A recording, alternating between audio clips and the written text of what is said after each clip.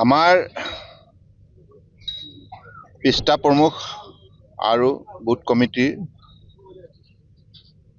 সদস্যসকল যিসকল কাৰ্যকৰ্তা আমাৰ সতীৰ্থ আছে তেখেতসকল আৰু লগতে আমাৰ মণ্ডল আৰু জিলাৰ যিসকল বিষয়ববীয়া মৰ্চা তেখেতসকলৰ উপস্থিতিত 22,000 আমাৰ কাৰ্যকৰ্তাৰ উপস্থিতিত এইখন সভা আয়োজন কৰাৰ বাবে সকলোবিলাক যা যোগাৰ কৰা হৈছে আৰু নিৰ্বাচিত হোৱাৰ পাছত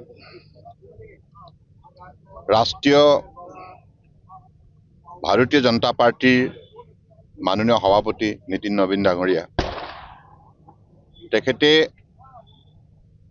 প্ৰথমবাৰৰ বাবে অসমলৈ আহিছে। ইয়াৰ পূৰ্বতে তেখেত কাৰ্যকৰী সভাপতি হিচাপে আহিছিল, কিন্তু এতিয়া সভাপতি হৈ প্ৰথম অসমলৈ আহিছে আৰু ডিব্ৰুগড়ত তেখেতে দুদিনীয়া কাৰ্যসূচীৰে আমাৰ বিভিন্ন স্তৰৰ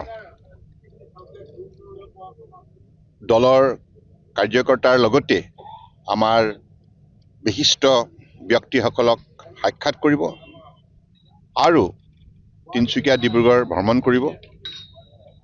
আৰু এই সময়ছোৱাত এটা কথা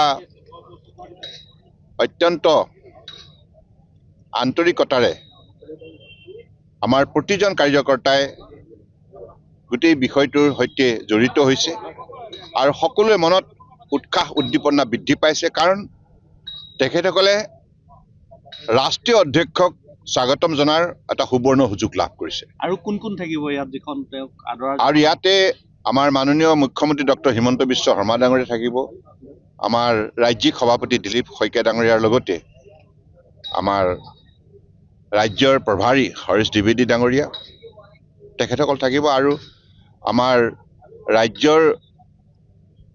ৰাজ্যিক সমিতিৰ বিষয়ববীয়া লগতে আমাৰ মন্ত্ৰী বিধায়ক আৰু সাংসদসকল থাকিব।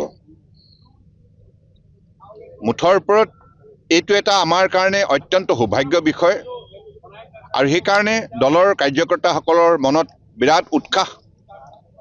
আৰু আপোনালোকে সকলোৱে জানে বৰ্তমান সময়ত ভাৰতীয় জনতা পাৰ্টীয়ে অসম তথা উত্তৰ পূৰ্বাঞ্চল তথা সমগ্ৰ ভাৰতবৰ্ষৰ জনগণৰে ভাল কামৰ যোগেদি উল্লেখযোগ্য উন্নয়নৰ বাতাবৰণ সৃষ্টি কৰাৰ যোগেদি জনগণৰ হৃদয় জয় কৰিবলৈ সক্ষম হৈছে।